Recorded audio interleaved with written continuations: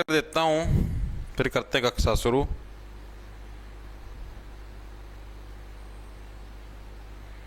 एक मिनट रुक जाओ बस।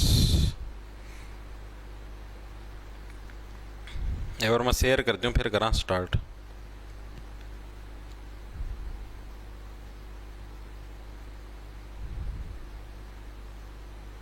Just 1 minute. आ जाओ भाई। राम राम जी सारे ने, मैं तारा साथी मोहित पुनिया सारे का जॉब्स टारगेट यूट्यूब चैनल पर भाई। सांझ का छेड़ा बारिश का मौसम हो गया भाई, फिर तो स्वागत करो। सुना तो अंदर आ जाओ फटाफट सी। आ जाइए आ जाइए, आओ आओ। सर लेट कैसे हो गया भाई? लेट तो यार मैं तो बता तो दिया यार, वर्कलोड बहुत हो रहा है। ये चीज़ तैयार भी करनी, रोटी पानी भी खाना पीना हो, नहाना धोना भी हो, बहुत काम हो यार, बहुत ज़्यादा। नु डंडा आ रहा, नु डंडा नु कर नु। ठीक है, सुबह साइंस वाली क्लास तैयार करी और क्लास शेड्यूल सेट करे, बैच का मतलब सौदा गिरना पड़ा है, उसका बाद फिर क्लास तैयार करनी बहुत नु समझ लो भाई नु कड़बांगी हो जाए सारा दिन। ठीक है भाई, तो देखो भाई स्टार्ट करते हैं भाई। आप लोग बता आपने इकोनॉमिक्स यानी अर्थव्यवस्था की क्लास स्टार्ट करी और आज हमारी 5वें नंबर की क्लास है। और आप इन्हें शुक्रवार को जो टॉपिक किया था उसका नाम था नेशनल इनकम यानी राष्ट्रीय आय।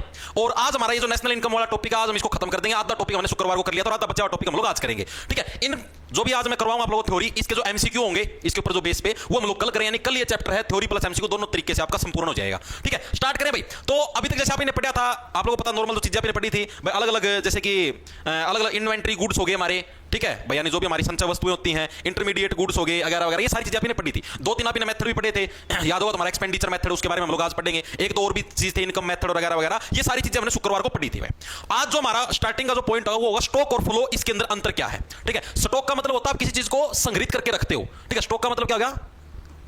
संग्रहित। अगर आप किसी चीज को संग्रहित करके रखते हो उसको स्टॉक बोलते हैं। फ्लो का मतलब बहाव, यानी कोई चीज चलती रहे। जैसे मैंने आप लोगों को नहीं बताया था, मान लिया आपने रेस्टोरेंट खोल लिया, रेस्टोरेंट के ऊपर आप डेली शाम को हिसाब करते हो कि आज हमारे पास कितना स्टॉक बचा हुआ है, हमारे पास ब्रेड के पैकेट कितने बचे हुए, हमारे पास बर्गर के पैकेट कितने बचे हुए, हमारे पास पिज्जा बेस कितने बचे हुए। मतलब हम इन चीजों का जो हिसाब रखते हैं उसको स्टॉक बोलते हैं। और स्टॉक हमेशा किस में नापते हैं? एक फिक्स पॉइंट ऑफ टाइम पे। जैसे मान लिया आज शाम तक हमारे पास कितने आइटम, कौन से आइटम कितनी क्वांटिटी के अंदर बचे हुए हैं, यही चीज होती है। यानी क्या है भाई, किसी पॉइंट ऑफ टाइम पर जो भी हम क्वांटिटी मापते हैं उसको स्टॉक बोलते हैं। लिखेंगे सभी साथी, किसी पॉइंट ऑफ टाइम पर जो क्वांटिटी, यानी क्वांटिटी होता है जो मात्रा हमारे पास होती है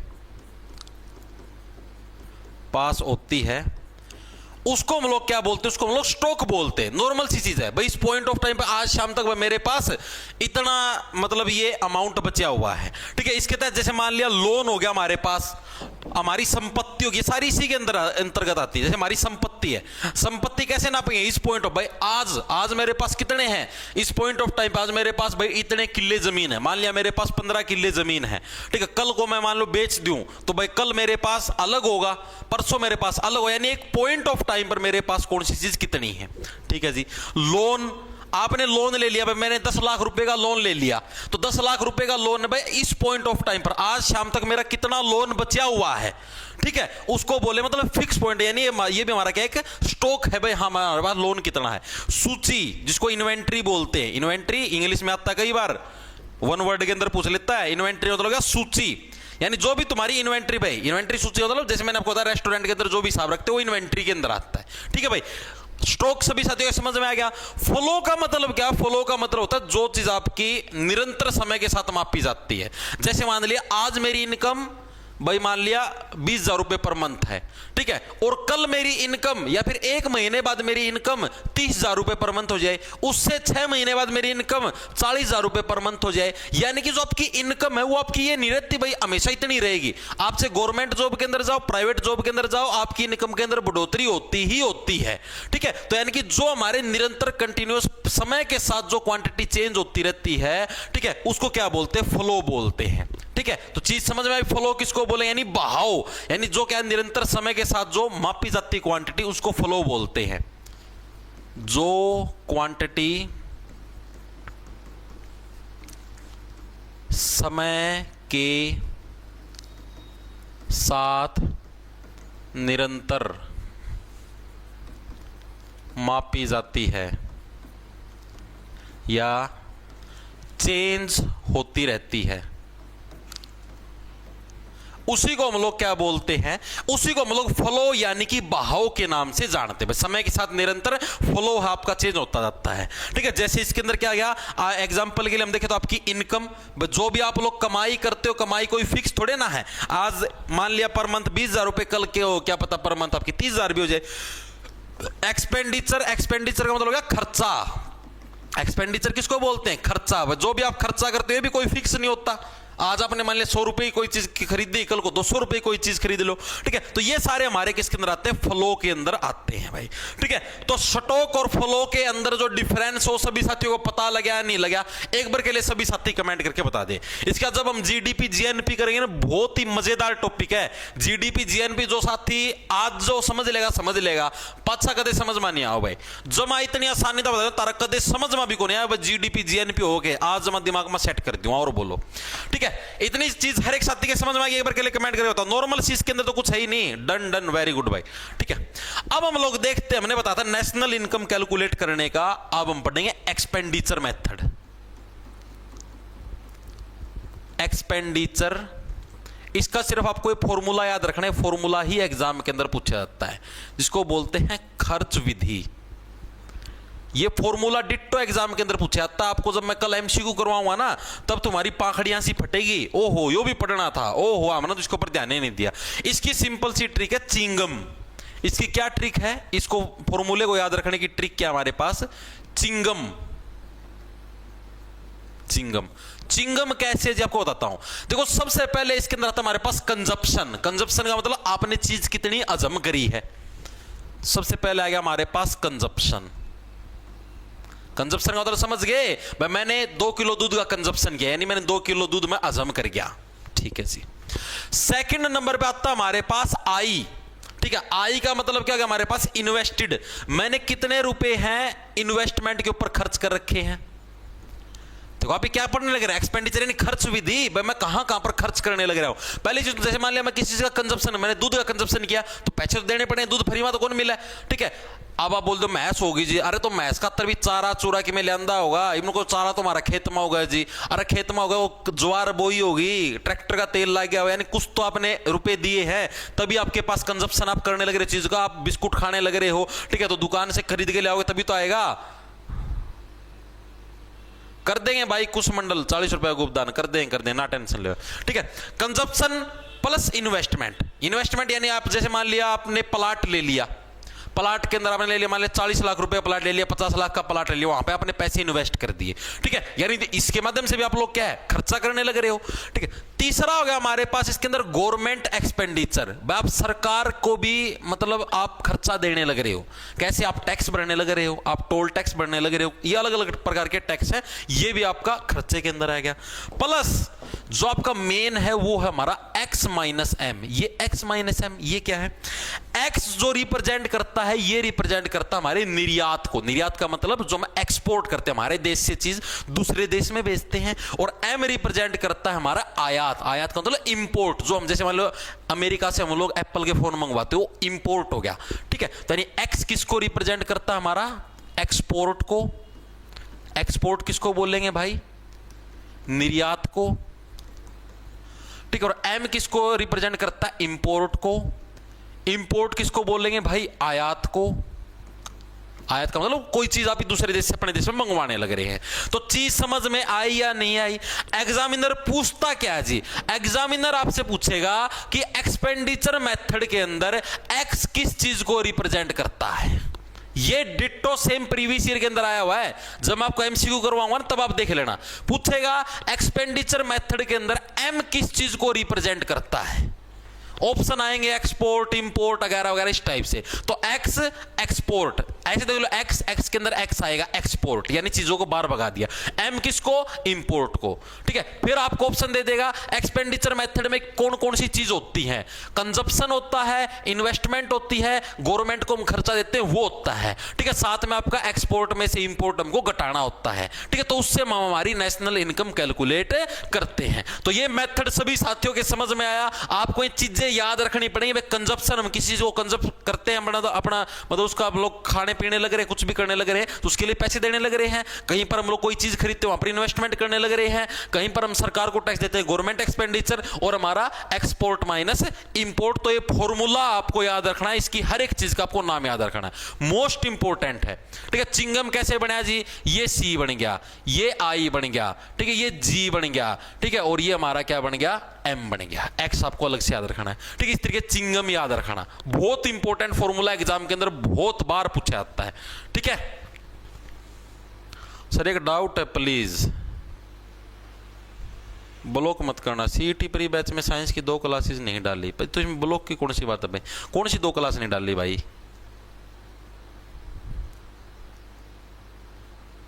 कि कौन सा केस हो गया, master animal husbandry class Haryana police के लिए? नहीं भाई, सारी चीजें बैच में होंगी भाई। आ गई सर जी समझ में।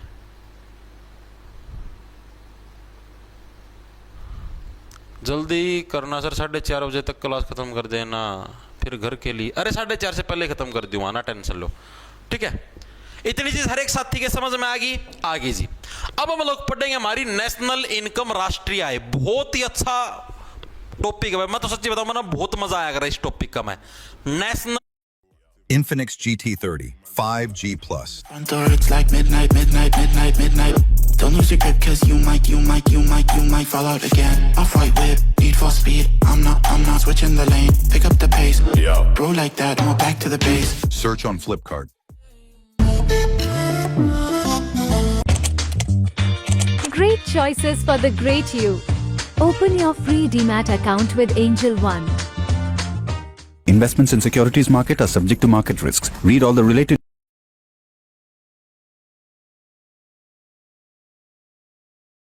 नेशनल इनकम बोलते हैं, नॉर्मल चीज, इसके अंदर कुछ भी मुश्किल नहीं है। ठीक है जी, बिल्कुल हल्की चीज, इसके अंदर कुछ भी नहीं। अब ये जो हमारी नेशनल इनकम होती है, ये हमारी 2 टाइप की होती है जी। कौन कौन सी होगी जी सी? एक तो होती है हमारी इंटर कंट्री। इंटर कंट्री का मतलब अंतरदेशीय, मतलब ऐसी इनकम जो कि हम दूसरे देशों के साथ कंपेयर कर सकें। ठीक है, जैसे मान लिया भाई हमारी भारत देश की इनकम भाई अमेरिका से फालतू है, भारत देश की इनकम चीन से फालतू है, यानी हम कंपेयर करने लग रहे हैं हमारी देश की इनकम को, तो उसको बोलते हैं इंटर कंट्री इनकम भाई। ठीक है, ये हमारी 2 टाइप की होती है। एक कौन सी होती है, इंटर कंट्री, एक होती है इंट्रा कंट्री। इंट्रा कंट्री का मतलब सिर्फ हमारे देश के अंदर अंदर, बाहर नहीं, देश के अंदर अंदर। इंटर कंट्री में क्या होता है हमारा भाई, हम लोग क्या है, हमारे देश की इनकम किसी दूसरे देश की इनकम के साथ कम है, यानी अलग अलग देशों की तुलना में जो हमारी इनकम के अंदर वृद्धि हुई है। जैसे मान लिया हम लोग बोलते हैं कि भारत की इनकम के अंदर चाइना की इनकम से इतने प्रतिशत की वृद्धि हुई है। जैसे मान लिया हमारे इस साल के अंदर भारत की इनकम 100 रुपए है, चाइना की 80 रुपए, तो हम बोलेंगे भाई इस साल के अंदर भारत की इनकम में चाइना की इनकम से 20 रुपए की ज्यादा बढ़ोतरी हुई है, इस टाइप से। ठीक है, तो उसको क्या बोलेंगे, इंटर कंट्री, यानी एक दूसरी कंट्रियों के साथ, यानी अलग अलग देशों की तुलना में जो इनकम में वृद्धि होती है उसको बोलते हैं इंटर कंट्री इनकम। अलग अलग देशों की तुलना में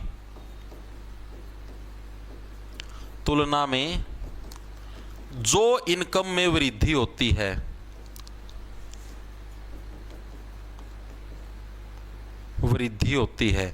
उसको हम लोग क्या बोलते हैं, उसको बोलते हैं इंटर कंट्री। इंटर कंट्री का मतलब अंतर्देशीय, यानी अलग अलग देशों के साथ हम उसको कंपेयर करने लग रहे हैं।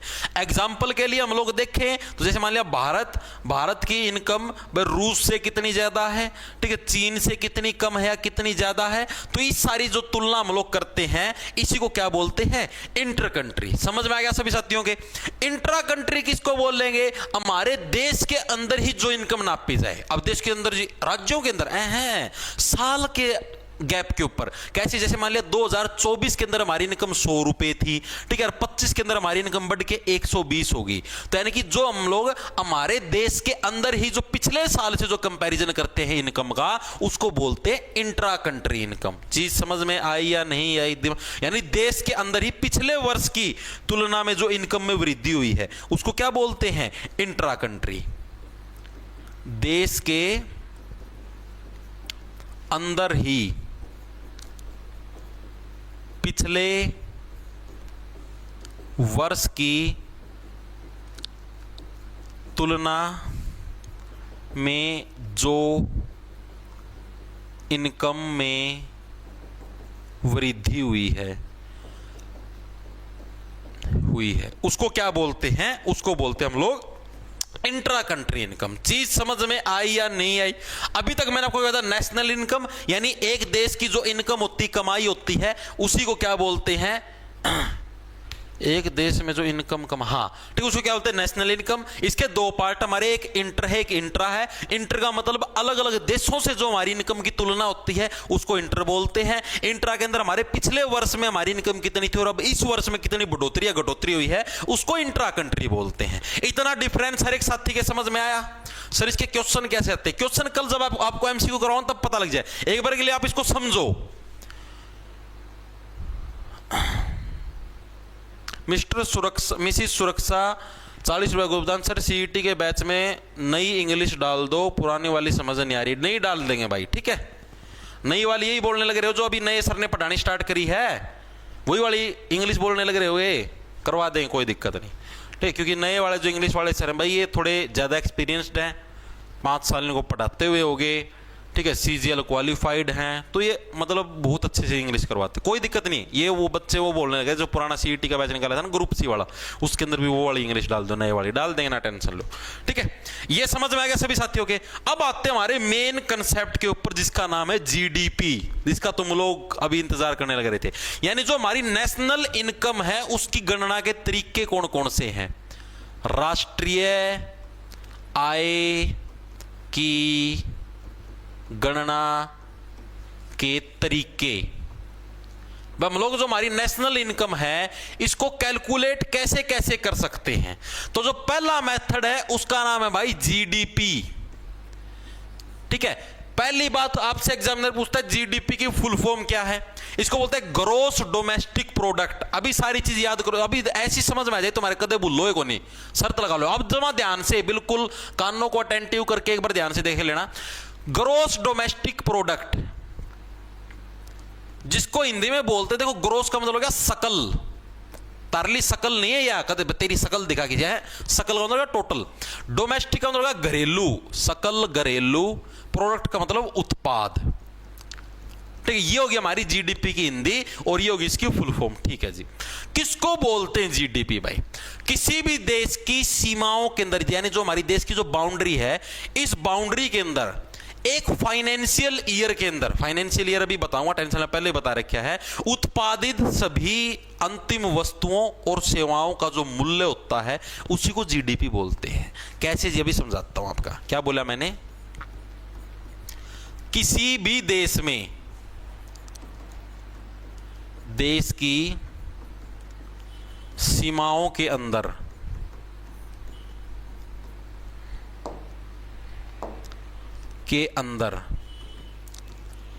एक वित्तीय वर्ष, वित्तीय वर्ष का मतलब समझते हो? वित्तीय वर्ष का मतलब है 1 अप्रैल से लेकर 31 मार्च तक, ठीक है। मतलब जैसे मान लिया 1 अप्रैल 2025 है और 31 मार्च 2026, इस टाइप से, ठीक है। एक वित्तीय वर्ष में जो भी हमारा मतलब कोई भी देश हमारा, इस देश, जैसे हमारा भारत देश है, भारत देश की जितनी भी हमारी बाउंड्री है, इन बाउंड्रियों के अंदर एक वर्ष के अंदर, यानी एक वित्तीय वर्ष के अंदर क्या, उत्पादित सभी वस्तुओं और सेवाओं का जो मौद्रिक मूल्य है, में उत्पादित सभी वस्तुओं एंड सेवाओं का मौद्रिक मूल्य, मौद्रिक का मतलब यानी जो हमारी मुद्रा है, यानी करेंसी का जो मूल्य है वो, ठीक है। कैसे जी? समझ में नहीं आया, अभी समझाता हूं।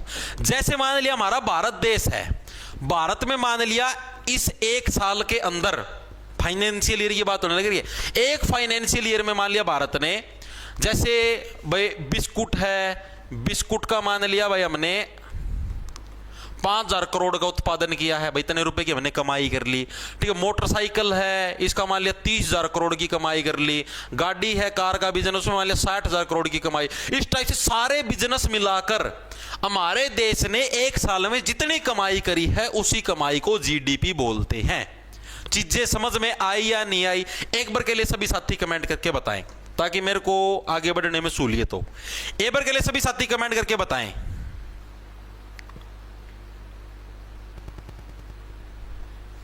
बताओ एक बार के लिए यह चीज समझ में आई? जीडीपी किसको बोलते हैं? कि हमारे देश के अंदर एक फाइनेंशियल ईयर में जो भी उत्पादन करके जो भी कमाई की गई है उसको हम लोग जीडीपी बोलते हैं।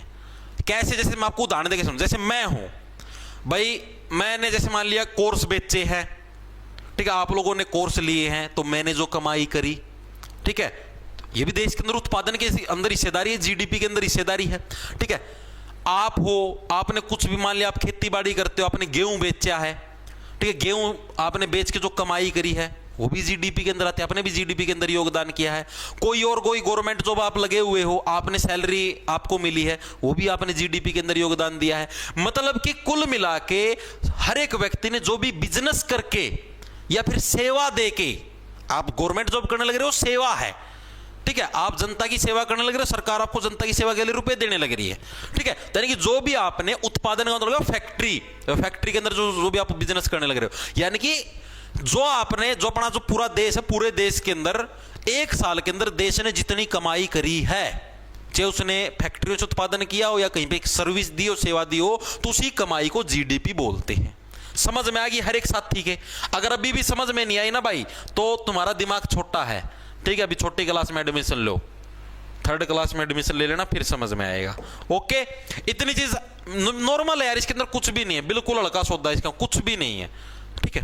अब एक जो मेन इंपॉर्टेंट पॉइंट है कि क्या सेकंड हैंड वस्तुएं भी जीडीपी में शुमार होती है? जैसे मान लिया, क्या बोलूं मैं, जैसे कुछ भी एग्जांपल, जैसे पेन है, मैं पेन मान लिया 20 रुपए का लेके आया हूं और मैं बोल दूं मैं ये पेन बेचने लग रहा हूं, मैं तुमको मान लिया 10 रुपए में पेन बेच दूं, तो इसको जीडीपी में कैलकुलेट नहीं करेंगे। कदे नो कदे भाई मैंने तो यार 10 रुपये की कमाई भी करी है, मैं हमारा घर कबाड़ था, अखबार था, मैंने अखबार बेच दिया, मैंने 200 रुपये की कमाई करी है, वो आपकी जीडीपी के अंदर इंक्लूड नहीं होगा। जीडीपी के अंदर जो फर्स्ट हैंड वस्तुएं हैं, आपने गाड़ी प्रोड्यूस कर दी, गाड़ी की फैक्ट्री तुम्हारी गाड़ी बना के निकाल के बेच दी, वो जीडीपी है। ये नहीं गाड़ी तुमने खरीद ली, 10 लाख की गाड़ी ले ली, सेकंड हैंड 5 लाख की बेचने, ये भी मैंने जीडीपी में योगदान कर दिया, वो जीडीपी में योगदान नहीं है, ठीक है। तो ये चीज भी नोट कर लेना कि सेकंड हैंड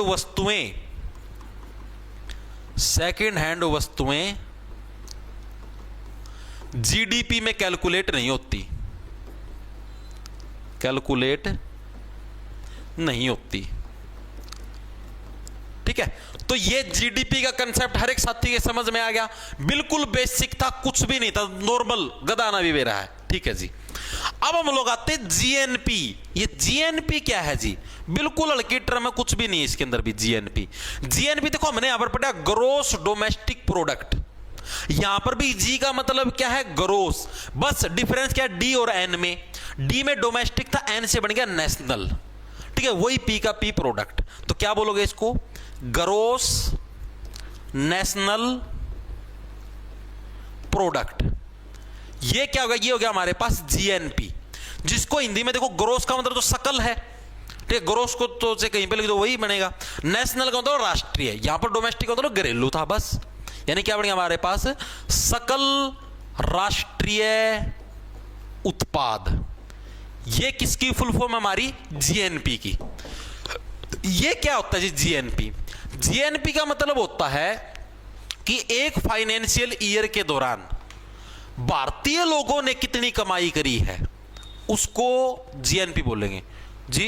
अभी तो आपने बताया इसको तो जीडीपी बोलते हैं। पार्थ ध्यान से सुनो, मैंने क्या बोला? एक फाइनेंशियल ईयर के अंदर भारतीय लोगों ने कितनी कमाई करी। भारतीय लोगों का मतलब ये कौन कहता मैं कि भारत के अंदर ही हो, वो बाहर भी हो सकता है। उदाहरण के लिए जैसे मैं आपको समझाता हूं, जैसे मान लिया ये अपना देश है भारत, ठीक है जी, ये इंडिया हो गया अपना, ठीक है, इधर मान लिया पाकिस्तान है, इधर अपना ये हो के नाम है चाइना है, इधर ये हो गया श्रीलंका हो गया, इधर बांग्लादेश हो गया, एंड मतलब बहुत सारे देश हो गए, ठीक है, ऊपर रसिया हो गया और भी है। अब जैसे भारत का नागरिक भारत के अंदर तो है ही है, कुछ भारत के नागरिक अब तक पाकिस्तान के अंदर भी हो, कुछ भारत के नागरिक बांग्लादेश के अंदर भी हो, कुछ भारत के नागरिक श्रीलंका के अंदर भी हो, कुछ भारत के नागरिक चीन के अंदर भी हो, कुछ भारत के नागरिक रूस के अंदर भी हो, और यहाँ पर अपनी फैक्ट्री डाल के बैठे हो। अब जैसे आपने नहीं देखा अमेरिका की कुछ कंपनियां अपने यहाँ पर फैक्ट्रियां डाल के बैठी हुई है, कुछ भी लगा लो, जैसे मान लो और भी कोई दूसरे देश की कंपनी है, नेस्ले कंपनी है, स्विट्जरलैंड की है, अपन यहाँ की नहीं है, इधर डेरा डाल के बैठे, इधर से कमाई करने लग रहे, तो कमाई करने लग रहे ना, तो यानी कि वो इनकम किस में जाएगी, वो स्विट्जरलैंड की जीएनपी के अंदर जाएगी। ठीक, तो इसी टाइप से अपने भारत के लोग, भाई भारत से बाहर भी जो अपने इंडियन लोग कमाई करने लग रहे हैं उसको जीएनपी बोलेंगे। चीज समझ में आई या नहीं आई? जीडीपी जीएनपी के अंदर डिफरेंस पता लग गया। जीडीपी तो होती है सिर्फ आपके घर घर में जो कमाई है, डोमेस्टिक का मतलब आपके घर में, घर का मतलब अपने देश के अंदर जो आप कमाई करते हो उसको जीडीपी बोलते हैं। ठीक है, जीएनपी किसको बोलेंगे? भाई आप कहीं पर बैठे हो, आप विदेश में बैठ के कमाई करने लग रहे हो, आप अमेरिका के अंदर, आप ऑस्ट्रेलिया के अंदर बैठ के, वहां पर बैठ के आप कमाई करने लग रहे हो, तो उस कमाई को क्या बोलते हैं? जीएनपी। यानी हमारे देश ने, ठीक है, हमारे देश के लोगों ने, इंडियंस ने, ठीक है, पूरी धरती के अंदर कहीं पर भी बैठ के जो कमाई करी है उसका नाम होगा जीएनपी। चीज समझ में आई या नहीं आई? ठीक है, तो जीएनपी की आप डेफिनेशन लिखेंगे तो जीएनपी जीडीपी में डिफरेंस पता लग गया। जीडीपी क्या है? हमारे देश की बाउंड्री के अंदर जो आप कमाई करते हो। जीएनपी का मतलब हमारे देश के लोग पूरी धरती के ऊपर कहीं पर भी जो कमाई करते हैं उसको जीएनपी बोलेंगे। चीज समझ में आई? ठीक है, तो यहां पर लिखेंगे इसकी डेफिनेशन, भारत देश के सभी लोग, देश के सभी भारतीय जो, भाई भारत देश के जो सभी भारतीय हमारे, ठीक है, चाहे वो किसी भी देश में हो, ठीक है, वहां पर उनके द्वारा जो वस्तुएं और सेवाएं उत्पादित की जाती हैं, भारत देश के सभी भारतीय जो वस्तुओं और सेवाओं का उत्पादन करते हैं, जो वस्तुओं और सेवाओं का उत्पादन करते हैं,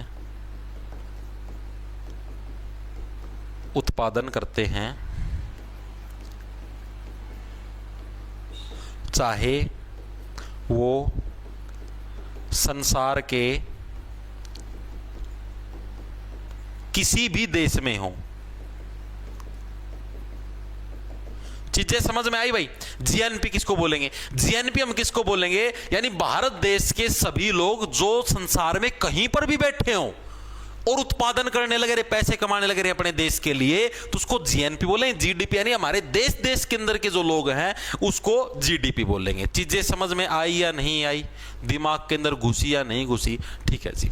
अब इस जीएनपी को कैलकुलेट कैसे करते हैं ये एग्जाम के अंदर आता है, बहुत बार आता है कि जीएनपी कैलकुलेशन का फॉर्मूला क्या है, आपको समझा देता हूं। देखो जीएनपी क्या पढ़ा हमने? Gross national product. ठीक है, तो हमारा जो ग्रॉस नेशनल जो प्रोडक्ट है इसको कैलकुलेट कैसे करेंगे? इसको कैलकुलेट करने की सिंपल सी टेक्निक मैं आपको बता देता हूं, नॉर्मल सी टेक्निक है आपका। जीडीपी, जो भी हमारी देश की जीडीपी है, ठीक है, उसके अंदर से जो भी हमारे मतलब कि फैक्टर इनकम टू अब्रॉड, यानी जो हम लोग दूसरे देश के अंदर पैसा भेजने लग रहे हैं उसको माइनस कर दो, और जो दूसरे देश से पैसा आने लग रहा है उसको जोड़ दो। ठीक है, कैसे आपको समझाता हूं। जैसे मैंने बोला जीएनपी कैसे करोगे? फैक्टर, इसको बोलते जो दूसरे देश से पैसा आता है ना उसको बोलते हैं फैक्टर इनकम। ठीक है, फ्रॉम अब्रॉड लिखेंगे सभी साथी, factor income from abroad minus factor income to abroad.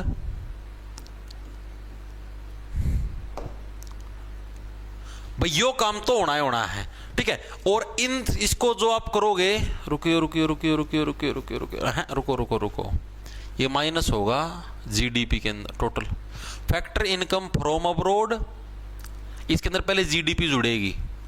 ठीक है, या फिर आप इसको ऐसे कर सकते हो, पहले जीडीपी लिख लो, नहीं फिर वही दिक्कत आएगी। फैक्टर इनकम फ्रॉम अब्रॉड, जो भी हमने विदेश से जो भी हमने कमाई करी है उसके अंदर हम लोग हमारी जीडीपी जोड़ेंगे और सबसे लास्ट में माइनस करेंगे फैक्टर इनकम टू अब्रॉड। कैसे अभी समझाऊंगा, एक मिनट रुको।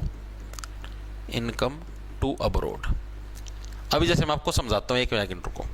अब जैसे मान लिया कि हमारे जो भारतीय बंदे हैं, ठीक है, उन्होंने टोटल पूरी धरती से 200 रुपए की कमाई करी। ठीक है, हम लोग बोलते हैं भाई, हम जैसे भाई हमारे वैसे बोल देते भाई हमारे जो भारतीय जो लोंडे हैं उनने पूरी धरती से मतलब 200 रुपए की कमाई करी। ठीक है जी।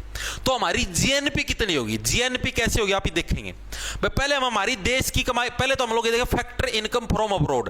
भाई अब्रोड से हमारे पास टोटल कितनी इनकम आने लग रही है, यानी हमारी जो फैक्ट्रियां अलग अलग देशों के अंदर लगी हुई है वो हमको टोटल कितना पैसा देने लग रही है। ठीक है, तो हमने देखा भाई 200 रुपए का पैसा देने लग रही है। भाई हमारे जो भारतीय लोग थे उन्होंने अलग अलग देशों के अंदर 200 रुपए की कमाई करी। ठीक है जी, 200 रुपए की कमाई कर दी, हमने लिख दिया यहां पर फैक्ट्री इनकम फ्रॉम अब्रोड 200 रुपए है। ठीक है जी।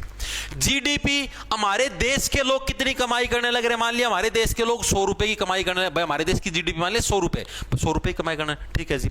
अब ये तो बात है नहीं भाई सिर्फ आप ही ने विदेश के अंदर फैक्ट्रियां लगा रखी हैं, विदेश वालों ने भी अपने देश के अंदर फैक्ट्रियां लगा रखी हैं। अब मान लिया नेस्ले की कंपनी स्विट्जरलैंड की, उन्होंने अपने देश में कमाई करी है। ठीक है, और मान लिया फेसबुक, व्हाट्सएप, ये यूट्यूब या सारे अमेरिका के, ये भी अपने देश के अंदर कमाई करने लग रहे हैं। ठीक है, तो इनकी इनकम तो इन्हीं की देश में जाने लग रही है, आप तो नहीं रख सकते उसको। ठीक है, तो इनकी मान लिया इन जो विदेशी कंपनी थी इन्होंने कमाई करी मान लिया 50 रुपए की, तो ये हमने उनके देश में भेज दी। टू अब्रोड का मतलब हमने उनकी कमाई उनके देश में भेज दी। ठीक है जी। तो अब जो इनकम बची इसको बोलते हैं जीएनपी, यानी कि 200 ये हो गया हमारे पास, 100 वो हो गया और माइनस कर दिया हमने 50, यानी 300 माइनस 50 यानी 250 क्या होगी हमारी जीएनपी होगी। सभी साथियों के समझ में आया या नहीं आया, एक बार के लिए सभी साथी कमेंट करके बताएं। ठीक है, ये जीडीपी तो अपने देश की कमाई होगी ना भाई। मान लिया एक फाइनेंशियल ईयर में अपने देश वाले जो लोग हैं उन्होंने कमाई करी 100 रुपए की अपने देश के अंदर। ठीक है, और अपना जो विदेशा के अंदर भी जो बंदे लगे हुए थे, मान लिया कोई अमेरिका के अंदर, कोई ऑस्ट्रेलिया के अंदर, कोई फ्रांस, जापान, अलग अलग देशों के अंदर, उन्होंने मिलकर कमाई करी 200 रुपए की। हम बोलने लग रहे हमको जीएनपी बताओ कैलकुलेट करके कितनी है। ठीक है, तो हमारे जो विदेशी लोंडों ने जितनी कमाई करी प्लस हमारे लोंडों ने जितनी कमाई करी माइनस कर देंगे विदेशी लोगों ने अपने देश से जो कमाई करी, उनकी कमाई तो उनके देश में भेजेंगे, अपने पास थोड़ी ना रखेंगे, तो इसको माइनस कर देंगे, तो जो बचा वो हमारे पास क्या जीएनपी होगी। एक बार के लिए सभी साथी कमेंट करके बताएं, समझ में आया तो मैं आगे चलूं भाई। सर अगर एक इंडियन ने अदर कंट्री की सिटीजनशिप ले ली तब भी नहीं, तब जीएनपी में इंक्लूड नहीं होगी। अरे यार अब देखो सीधी सी बात है, अब अमेरिका के लोग यहां पर कंपनी डाले हुए बैठे हैं, यूट्यूब है आप जिसमें, ये भी अमेरिका की है, व्हाट्सएप, फेसबुक, इंस्टाग्राम वगैरह सारे अमेरिका की हैं। ठीक है, अब यहाँ पर जो कंपनी डाले हुए हैं, ठीक है, अब कर्मचारी तो अपने यहाँ के भी काम करते हैं उधर। ठीक है, लेकिन जो मालिक है उनके वगैरह वगैरह वो तो वही है ना विदेशी नागरिक, कमाई तो वहीं पर जाने लग रही है ना। तो मेन कमाई देखो, कमाई कहाँ पर जाने लग रही है। ठीक है, सिटीजनशिप वगैरह वगैरह ये चीजें मायने नहीं रखती, मायने रखती है कंपनी किस देश की है और कौन सी देश की कंपनी, मतलब पैसा जाने कहाँ लग रहा है, वो चीज मायने रखती है। नागरिक मायने नहीं रखते। अब अपने देश की कंपनी कहीं पे और अपना मतलब डाला हुआ है सौदा, ठीक है, क्या हुआ, नेट फैक्ट्री इनकम आए, हाँ तो नेट फैक्ट्री इनकम करवाऊंगा, टेंशन ना ले। नेट का मतलब क्या होता है, नेट का मतलब डिफरेंस ही होता है मेरे भाई। ठीक है, ये रट्टू तोता मत बनाया करो, नेट का मतलब डिफरेंस ही होता है। ठीक है, मैं समझ गया आप लोग रट के आए हुए हो। ठीक है, अभी आगे करवाना रहे तभी तो मैंने चीज समझाई है। ठीक है, तो इसको हम लोग कैसे लिखेंगे, अगर हम जैसे अगर आपसे डायरेक्ट पेपर के अंदर पूछे तो कैसे पूछते हैं इसको, जीएनपी। जीएनपी का फॉर्मूला क्या है, पेपर के अंदर ही पूछता है, तो जीडीपी प्लस में net factor income from abroad, क्या लिखेंगे, net factor income from abroad. यानी देखो net factor income from abroad का मतलब समझ गए, इसका मतलब ये हो गया भाई, जैसे अभी नहीं पढ़ा था फैक्टर इनकम फ्रॉम अब्रोड, यानी इसका मतलब क्या हो गया भाई, जो हमारी अब्रोड से कमाई, अब्रोड का मतलब जो हमारी विदेशों से कमाई हुई है उसके अंदर से भाई जो भी हमने यहां से मतलब विदेशों के अंदर पैसा बेचे उसको माइनस कर दो। ठीक है भाई, यानी जो भी हमने अब्रोड से कमाई करी है, ठीक है, अब्रोड से जो कमाई है और जो अब्रोड में बेचा है, अब्रोड में जो पैसा मैंने बेचा है, अब्रोड में जो पैसा बेचा है, यही तो है ऊपर जो लिख रखा है। ठीक है, तो इसी को बोलते हैं नेट। नेट का मतलब ही कहता है, नेट का मतलब होता है डिफरेंस, भाई दोनों चीजों का डिफरेंस हुआ है।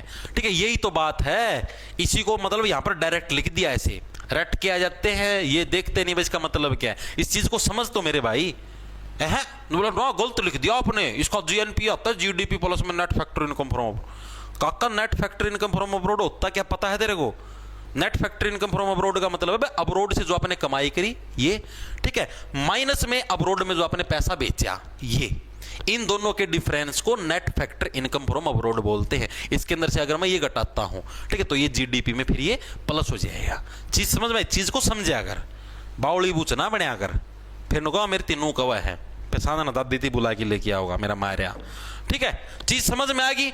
मेन कंसेप्ट समझना मेरे भाई इसके पीछे का मेन कंसेप्ट क्या है। ये पागल वाली बात करी जाएगी इनको ना, गलत लिख दिया नेट पैक तो लेने कमा हुआ एंड बालक है भाई, चीज ना समझा को नहीं भाई, चीज दे के रखी थी रटन का मतलब बुक्का में किते और किते रटा हुआ किते और पढ़ी की बिना कड़त आया हुआ और रट रखा है उस रटोड़ी चीज ना नुक्का कह दिया ना गलत लिख दिया एंड मानस है भाई। ठीक है, चलो अब आगे। इतना कंसेप्ट सभी साथियों को समझ में आ गया। जीडीपी जीएनपी आप इन्हें दो चीज पढ़ी है, क्या क्या चीज पढ़ी है? जीडीपी जीएनपी और आप इन्हें कुछ भी नहीं पढ़ा, नॉर्मल चीज है, समझ में आ गई या नहीं आई? ठीक है, अब आगे चलो, अब आगे चलते हैं। अभी आप इन्हें पढ़ा, देखो टोटल मैं आपको बता देता हूं, चार चीजें होती मेनली। एक होती है हमारे पास जीडीपी, एक होती है हमारे पास जीएनपी, एक होती है हमारे पास एनडीपी और एक होती है हमारे पास एनएनपी। ये चार चीजें होती हैं। ये इसी का रूप है, ये भी इसी का रूप है। कैसे जी समझाओ, एक बार समझाता हूं। जैसे अभी आपने जीडीपी जीएनपी आपने पढ़ लिया, फुल फॉर्म पढ़ ली, gross domestic product, gross national product. अब यहां पर आ जाएगा एनडीपी। एनडीपी क्या होता है? Net domestic product. डिफरेंस क्या है? यहां पर जी था, जी का मतलब हो गया ग्रोस डोमेस्टिक प्रोडक्ट, यहां पर हो गया नेट डोमेस्टिक प्रोडक्ट। बाकी फुल फॉर्म सेम रहेगी। ग्रोस को हिंदी में सकल बोलते हैं, नेट को हिंदी में शुद्ध बोलते हैं। चीज समझ में आई? नेट को क्या बोलते? नेट का मतलब क्या था? डिफरेंस, बस शुद्ध माल बता दे, टोटल हिसाब किताब करके बता दे टोटल कितना है। ग्रोस को क्या बोलेंगे? सकल बोलेंगे। बस इतना ही डिफरेंस है। यही सेम यहां पर जी से यहां पर ग्रोस बन गया, ग्रोस नेशनल प्रोडक्ट था, यहां पर बन जाएगा नेट नेशनल प्रोडक्ट। बस शुद्ध राष्ट्रीय उत्पाद, इतना ही डिफरेंस है। डिफरेंस समझ में आया नहीं आया? ठीक है, तो अभी आप इन्हें जीडीपी जीएनपी अभी पढ़ चुके, अब पढ़ेंगे एनडीपी। एनडीपी क्या होता है हमारे पास? Net domestic product, net domestic product, जिसको क्या बोलते हैं हिंदी में बोले तो सकल नहीं बोलेंगे, शुद्ध बोलेंगे। सकल तो ग्रोस में आएगा। शुद्ध घरेलू उत्पाद। ठीक है, तो मैंने क्या बोला? अब नेट का जहां पर भी केस, जैसे अभी आप ही ने पढ़ा नेट का केस था, तो जहां पर भी हमारे पास नेट का केस होता है, नेट का मतलब होता है माइनस। ठीक है, एनडीपी होगा, एनडीपी होगा ना, तो एनडीपी वाले केस के अंदर जीडीपी में से चीजें घटेंगी। एनएनपी होगा तो जीएनपी में से चीजें घटेंगी। ये डिफरेंस भी याद रखना। ठीक है, अब बात किसकी है? एनडीपी। तो एनडीपी होगा तो मैंने क्या बोला? जीडीपी में से चीजें घटेंगी भाई। ठीक है, तो इसका फॉर्मूला क्या होता है? जो भी हमारी जीडीपी है उसके अंदर से हम लोग डेप्रीसिएशन हम लोग माइनस कर देते हैं। डेप्रीसिएशन, ये डेप्रीसिएशन ये क्या होती है जी? डेप्रीसिएशन का वैसे तो मतलब होता है घाटा। ठीक है, लेकिन घाटा हम इसको इसके अंदर इसको घाटे के रूप में नहीं पढ़ते। इसका मतलब ये है आपने उत्पाद की लागत के अंदर कितना पैसा लगाया है।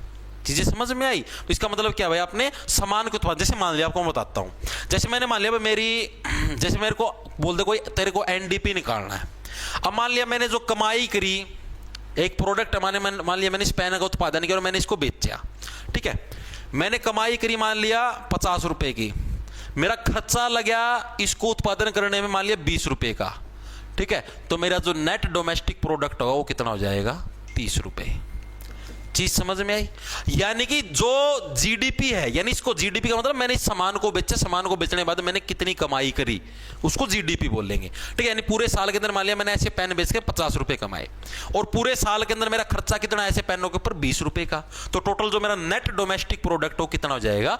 30 रुपए हो जाएगा। चीज समझ में आई? तो डेप्रीसिएशन किसको बोलेंगे? डेप्रीसिएशन बोलेंगे सामान के उत्पादन में जो खर्च लगा है, सामान के उत्पादन में जो खर्च लगा है उसको हम लोग क्या बोलेंगे? उसको डेप्रीसिएशन बोलेंगे। चीज समझ में आई या नहीं आई? बिल्कुल बेसिक है। ठीक है जी, अब इसी टाइप से जैसे हमने एनडीपी पढ़ा तो एनडीपी की तरह एनएनपी भी पढ़ लेंगे। तो एनएनपी की फुल फॉर्म क्या हो जाएगी? Net national product. Net national product. Net का मतलब क्या हो गया? शुद्ध। ठीक है, यानी हिंदी में बोलेंगे तो शुद्ध राष्ट्रीय उत्पाद। शुद्ध राष्ट्रीय उत्पाद। ठीक है, मैंने क्या बोला, जीडीपी सॉरी एनडीपी है तो जीडीपी में से चीज को घटाएंगे, जीडीपी में से हमने डेप्रिसिएशन को घटा दिया। एनएनपी है तो किसके अंदर से घटाएंगे, जीएनपी में से चीज को घटाएंगे। तो यानी यहां पर किसके अंदर से घटाएंगे, अगर आपसे प्रश्न पूछ ले एनएनपी निकालना है फॉर्मूला क्या है, तो इसका फॉर्मूला है जीएनपी माइनस डेप्रिसिएशन। डेप्रिसिएशन, ठीक है भाई। चीज समझ में आई या नहीं आई, चारों फॉर्मूले आपके याद होने चाहिए हर एक साथी के। 4 फॉर्मूले करवाए हैं, चारों सॉरी मतलब फॉर्मूले तो 2 ही करवाए हैं, मेनली 3 करवा दिए, जी उसका भी तो करवाया था, जीएनपी का भी तो करवाया था। ठीक है, 3 फॉर्मूले करवाए हैं, तीनों चीजें आपके याद होनी चाहिए। ठीक है, एक बार के लिए दोबारा से तुमको रिमाइंड करवा देता हूं। पहली बात हमने पढ़ी जीडीपी। जीडीपी किसको बोलते हैं, हमारे देश की बाउंड्री के अंदर जितने भी हमारे लोग काम करने लग रहे हैं, जो भी कमाई करने लग रहे हैं, उसको जीडीपी बोलते हैं। ठीक है जी। जीएनपी हमारे भारतीय लोग सिर्फ हमारे देश के अंदर नहीं, विदेशों के अंदर भी जो कमाई करने लग रहे हैं उसको जीएनपी बोलते हैं। जीएनपी निकालना फॉर्मूला क्या है भाई, जो भी हमारे देश की इनकम है, जो भी पैसा मैंने बाहर से आया है हमारे पास, उन दोनों को जोड़ दो, माइनस कर दो जो भी पैसा हमारे देश से बाहर गया है। ठीक है, चीज समझ में आई। जो भी हमारे देश की पूरी कमाई है प्लस जो भी पैसा हमारे देश के अंदर बाहर से आया है, ठीक है, दोनों को जोड़ दिया, माइनस किसको करना, जो भी पैसा हमारे देश से बाहर गया है, ठीक है, उसको माइनस कर दो, जीएनपी आ जाएगा। ठीक है जी। उसके बाद आता है हमारे पास एनडीपी। एनडीपी के केस में क्या होगा, हमारे पास जो भी हमारी जीडीपी होगी, जीडीपी में से हमने जो भी खर्चा उसको माइनस कर दो, डेप्रिसिएशन। एनएनपी के अंदर जो भी हमारा जीएनपी, जीएनपी के अंदर से खर्चा माइनस कर दो, डेप्रिसिएशन। ठीक है, अब मेरे को ये बताओ, चारों की चारों टर्म की तुमको फुल फॉर्म और फॉर्मूले याद हुए या नहीं हुए, एक बार के लिए सभी साथी बताओ। एक बार के लिए सभी साथी बताओ। आपको मैंने 4 फैक्टर करवाए, जीडीपी, जीएनपी, ठीक है, एनएनपी और एनडीपी, चारों तुम्हारे याद हुए या नहीं हुए, एक बार के लिए सभी साथी बताएंगे कमेंट करके।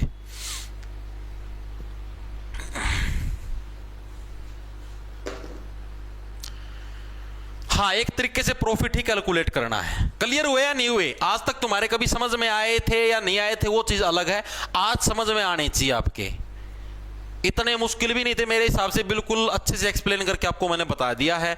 बाकी फिर भी अगर आपके समझ में नहीं आए तो भाई मेरा बस की बात तो है नहीं भाई। बताओ,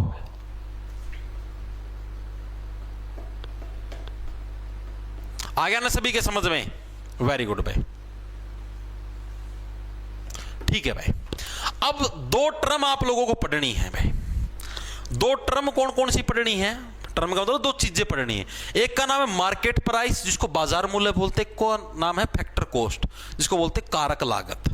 2 चीजें मैंने क्या बोला, एक का नाम है मार्केट प्राइस, जिसको क्या बोलते हैं, बाजार मूल्य। दूसरे का नाम है, एक मार्केट प्राइस होगी, एक हो गया फैक्टर कॉस्ट। फैक्टर कॉस्ट यानी कारक लागत। ये क्या चीजें होती हैं जी, देखो आपको समझाता हूं, चीज को ध्यान से समझना। ये पेन है, ये पेन मान लिया 20 रुपए का है। मान लिया मैंने घर पे पेन बनाया ये, और मैंने 20 रुपए इसके ऊपर इन्वेस्ट करके मैंने पेन तैयार कर दिया। अब मैं इसको बाजार में बेचने जाऊंगा तो बाजार में तो है मैं 20 का 20वां बनाऊंगा, मैंने मेरी मेहनत भी करी है, कुछ तो कमाई करूंगा। तो यानी मैंने इसका मूल्य रख दिया 30 रुपए। ठीक है जी। अब इसके अंदर टैक्स भी लगता है, जीएसटी भी लगेगा, 18% जीएसटी लगेगा। ठीक है, 18 × 54 यानी 5.4 रुपये आपके जीएसटी हो गए, यानी कि ये पेन बन गया 35.4 रुपया का। ठीक है जी, 20 रुपया पेन था, पेन बन गया तारा 35.4 रुपया का। चीजें समझ में आई? ठीक है, तो ये जो 35.4 का जो मूल्य है ना, इसी को बोलते हैं मार्केट प्राइस यानी बाजार मूल्य है। ठीक है, फैक्टर कॉस्ट यानी कारक लागत किसको बोलेंगे, जो 20 रुपए है ना, जो 20 रुपए मतलब जो मैंने बनाया था, यानी जिसके अंदर से मैंने टैक्स माइनस कर दिया, जीएसटी मैंने हटा दिया। ठीक है, तब जो मेरा इस पेन का मूल्य है, इसको बोलते हैं हम लोग कारक लागत। चीज समझ में आई या नहीं आई? कारक लागत समझ में आया? ठीक है, तो अब इसके ऊपर डेफिनेशन लिखेंगे सभी साथी। ये कंसेप्ट समझाने के लिए करवाता हूं मैं एग्जांपल तुमको, ताकि तुम्हारे चीज दिमाग के अंदर घुसे। तो मार्केट प्राइस किसको बोलेंगे भाई, जो भी चीज हम लोग क्या है बाजार के अंदर बेचने लग रहे हैं, उसके अंतिम मूल्य यानी उसका जो फाइनल प्राइस है, यानी जब वो कस्टमर के हाथ में जाने लग रही है, तो उसमें जो इनडायरेक्ट टैक्स भी होता है। ठीक है, तो इस पूरे मूल्य को क्या बोलते हैं, मार्केट प्राइस। बाजार में बेचे जाने वाला प्रोडक्ट जिसमें प्रोडक्ट का मूल्य, प्राइस, जिसमें इनडायरेक्ट टैक्स, इनडायरेक्ट टैक्स का मतलब जिसको जीएसटी बोलते हैं, मतलब टैक्स मेरा ऊपर लगा, जनता ऊपर थोड़ी लगा है, इनडायरेक्ट टैक्स भी इंक्लूड होता है, उसी को हम लोग क्या बोलते हैं, उसको मार्केट प्राइस बोलते हैं। और फैक्टर कॉस्ट किसको बोलेंगे भाई, जो भी हमारा उत्पाद है, यानी जैसे पेन है हमारा, इसके प्रोडक्शन के अंदर यानी उत्पादन के अंदर जो प्राइस लगा है, जिसके अंदर इनकम टैक्स या जीएसटी वगैरह वगैरह इंक्लूड नहीं है, उसको बोलते हैं फैक्टर लागत। ठीक है, उत्पाद यानी जो भी हमारा उत्पादन, मतलब ये जो प्रोडक्ट है, उत्पाद के उत्पादन का मतलब इसका प्रोडक्शन है, इसको बनाने में, उत्पाद के उत्पादन में जो पैसा लगा हो, जिसमें इनडायरेक्ट टैक्स ना हो, तो उसको क्या बोलते हैं, उसको बोलते हैं फैक्टर कॉस्ट। चीज समझ में आई? फैक्टर कॉस्ट क्या हो गया? दिल्ली पुलिस बैच में ज्योग्राफी के नोट्स पेंडिंग हैं, ठीक है भाई, डाल दूंगा भाई। बाकी यार मैंने तो डाल दिए थे यार, शायद जहां तक मेरे को याद आने, बाकी मैं दोबारा चेक कर लूंगा भाई। ठीक है, कोई एक दो क्लास का रहा मिलेगा, जहां तक मेरे को लगाने लगे रहा, डाल दियो भाई, बार बार मैसेज ना करे। ठीक है, हाँ जीएसटी इंक्लूड नहीं होगा इसमें, नोट जीएसटी, मतलब लागत हो गया यार, लागत का अंदर नाम देखो ना, लागत के अंदर जो पैसे मैंने लगा के इसको बनाया है। ठीक है, अब यार तुम देखो, तुमको बताता हूं मैं एक चीज, बताऊं मैं तुमको, तुम हैरान रह जाओगे। अपने देश के अंदर हर चीज पे जीएसटी लगता है, और जीएसटी को इनडायरेक्ट टैक्स बोलते हैं। इनडायरेक्ट टैक्स का मतलब हो गया अप्रत्यक्ष कर, मतलब कि वसूला जाता जनता से ही, लेकिन इनडायरेक्टली, सीधे तौर पर नहीं वसूला जाता। अब जैसे मान लिया कपड़े की दुकान है, मान लिया मेरी बुक की शॉप है, मैंने मान लिया ये बुक है मेरी 200 रुपए की, सरकार बोलती इसके ऊपर बेटा तू 18% जीएसटी दे, 18 दूनी 36, यानी मुझे इसके ऊपर 36 रुपए का जीएसटी भी देना पड़ेगा, ये बनेगी 236 की। अब इस बुक का मान लिया बुक मेरे को मतलब 150 रुपए में पड़ी है, मेरे को ये बुक 150 रुपए में पड़ी है, मैं इसको 200 रुपए में बेचना चाहता था। ठीक है, लेकिन सरकार बोली बेटा मेरे को 18% जीएसटी दे, तो अगर मैं इसको मान लो 18% जीएसटी डायरेक्ट दूं, मतलब तुम्हारे ऊपर पैसा ना लगाऊं, डायरेक्ट 36 रुपए इसके अंदर मैं जोड़ दूं, तो 6 5 यानी 186, यानी मेरा प्रॉफिट कितना रह गया, 10 में से 6 गया 4, 9 में से 8 गया 1, यानी कि मेरा कितना, कल तो नहीं होगी ना, ठीक है, 10 में 6 गया 4, 10 में 6 गया, मैंने सीधा कर दिया 10 में, ठीक है, मेरा प्रॉफिट रहेगा 14 रुपया का। अगर मैं जीएसटी अगर मैं खुद की जेब से भरूं तो मेरा प्रॉफिट कितना रहा, 14 रुपए का। अगर मैं जीएसटी तुम्हारी जेब से लूं तो मेरा प्रॉफिट कितना हो जाएगा, 14 के अंदर 36, मतलब मेरा प्रॉफिट हो जाएगा 50 रुपए का। डिफरेंस देखो तुम कितना है। अगर मैं क्या है अपनी जेब से जीएसटी भरूंगा तो मेरा प्रॉफिट रहेगा 14 रुपए का। अगर मैं तुमसे जीएसटी लूंगा, ठीक है, तो मेरा प्रॉफिट रहेगा 50 रुपया का। तो मैं अपना नुकसान क्यों करूं, मैं तो तुमसे जीएसटी लूंगा, मानते हो ये बात है? तो इसीलिए क्या करा दुकानदार ने, क्या बोला दुकानदार ने, बोला मैं खुद जीएसटी क्यों भरूं, तो मेरा तो पहले ही प्रॉफिट कम है, मैं खुद नुकसान क्यों झेलूं। तो दुकानदार ने ये जीएसटी जनता में ऐड करना शुरू कर दिया।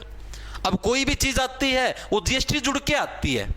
अब मान लिया कोई चीज 200 रुपए की पहले मिलती थी ना, अब वहीं पर ऐड कर देते हैं, वो जब बिल बनता है ना, बिल के अंदर लिख देते हैं 18% जीएसटी, इधर लिख देगा 18% जीएसटी, यानी तुमसे 236 रुपए वसूल लेंगे। ठीक है, तुमको 236 रुपए देने पड़ेंगे। और ये चीज हर एक चीज के ऊपर टैक्स है, यहां तक कि एजुकेशन के ऊपर भी टैक्स है। एजुकेशन के ऊपर टैक्स का मतलब कैसे, अब तुम लोग बोलते हो सर कोर्स सस्ता कर दो, हालांकि मैं सच बताऊं अपना कोर्स सबसे सस्ता है ऑल ओवर। तुम हरियाणा के अंदर भी देख लो, सेंट्रल लेवल के अंदर भी देख लो, मैं ग्रुप डी का कोर्स 750 रुपये का बेचता हूँ।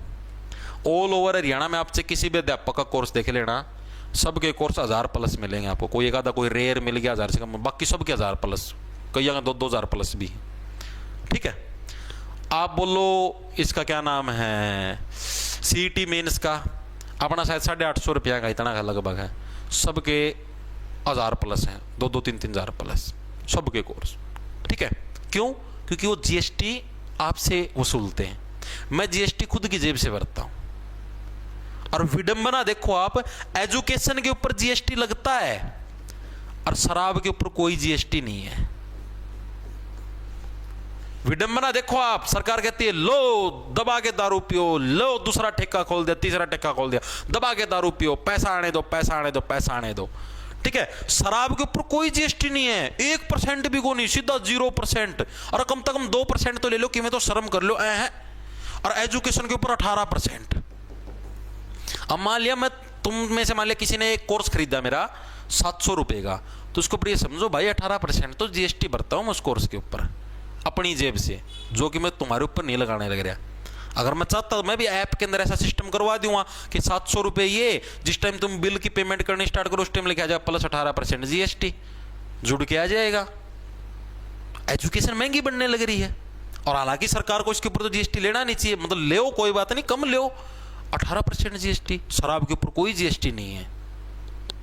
दिखाई दे रहे हैं जलवे? तो यानी इनडायरेक्टली जनता से टैक्स वसूला जा रहा है। अब मैं चाहूं मैं तुम्हारे ऊपर लगा दूं 18%, तुम दोगे टैक्स, मैं क्यों मेरे घर से भरूं भाई? मानो यह बात है। तो यानी इस तरीके से होता है। तो यानी ये जो तुम्हारा जीएसटी इसको अप्रत्यक्ष कर इसीलिए बोलते हैं। अप्रत्यक्ष का मतलब हो गया इनडायरेक्ट टैक्स है, इनडायरेक्टली जनता से वसूला जाता है। ठीक है, दिखगा नो जनो दुकानदार तो वसूलना है, लेकिन इनडायरेक्टली जनता को घसीटा जा रहा है। ये है तुम्हारा जीएसटी। और सबसे ज्यादा टैक्स लगते हैं अपने देश के अंदर, सबसे ज्यादा पूरी धरती पे सबसे ज्यादा टैक्स लगते हैं अपने देश के अंदर। दुबई के अंदर जाओ कोई टैक्स नहीं है, आप कितनी कमाई करो कितनी इनकम करो कुछ करो कोई टैक्स नहीं है। ठीक है, अपने देश के अंदर सबसे ज्यादा कम टैक्स। अभी तो आप लोगों की कमाई होती नहीं, जिस दिन तुम अच्छा खासा पैसा कमाने लग जाओगे ना, लाखों के अंदर मान लिया कुछ, मान लो भगवान करे तुम्हारा अच्छा कोई धंधा चल जाए, कुछ बिजनेस चला जाए, अच्छों में पैसा कमाओगे, उस टाइम देखना जब तुम भरोगे ना 18% जीएसटी, 30% इनकम टैक्स, ठीक है, तब आएगी तुम्हें ना नहीं याद, फिर दोगे तुम गाड़ी। ठीक है,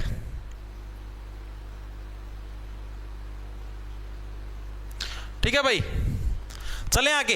अब देखो, अब आगे इसके अंदर हम लोग क्या पढ़ते हैं। अब जो हमारा जीडीपी है, जीडीपी हमारा जैसे मान लिया, अब हमारा जो जीडीपी है वो मान लिया फैक्टर कॉस्ट का जो जीडीपी हमारा, अगर मुझे इसको मार्केट प्राइस वाले जीडीपी में बदलना हो, मैंने क्या बोला भाई, फैक्टर कॉस्ट से जो मेरी इनकम होती है पूरे देश की, अगर मुझे इसको मार्केट प्राइस वाली जीडीपी के अंदर बदलना हो तो मुझे क्या करना पड़ेगा? फैक्टर वाले को अगर मुझे मार्केट वाले के अंदर बदलना है तो मुझे क्या, मार्केट वाले के अंदर से क्या चीज माइनस करोगे? इनडायरेक्ट टैक्स माइनस कर दोगे। अरे यही तो चीज है। मार्केट वाला कैसी बनी है, मार्केट वाली जीडीपी कैसे बनी है? फैक्टर कॉस्ट यानी मान लिया, जैसे अब तुमको समझाता हूं, जैसे मान लिया पेन है, ये पेन के ऊपर प्रोडक्शन पे लगा मेरा 50 रुपया, ठीक है, बाजार के अंदर जाने लग रहा है मेरा 70 रुपए का। क्यों जाने लग रहा है? क्योंकि मैंने मान लिया 20 रुपए का टैक्स है तुम्हारा। ठीक है, तो यही तो हो गया, यानी 50 तो मेरा वही हो गया फैक्टर कॉस्ट, प्लस में 20 रुपए क्या होगा तुम्हारा टैक्स हो गया, इनडायरेक्ट टैक्स हो गया। ठीक है, अब मुझे मान लिया मार्केट से तुम्हारा फैक्टर के अंदर जाना है, तो मैं कैसे जाऊंगा भाई? इसके अंदर से जो भी हमारा मार्केट का जो प्राइस, इसके अंदर से 20 रुपए टैक्स घटा दूंगा तो मेरे पास फैक्टर। खुशी में ना फ्लिप मार देना चाहिए।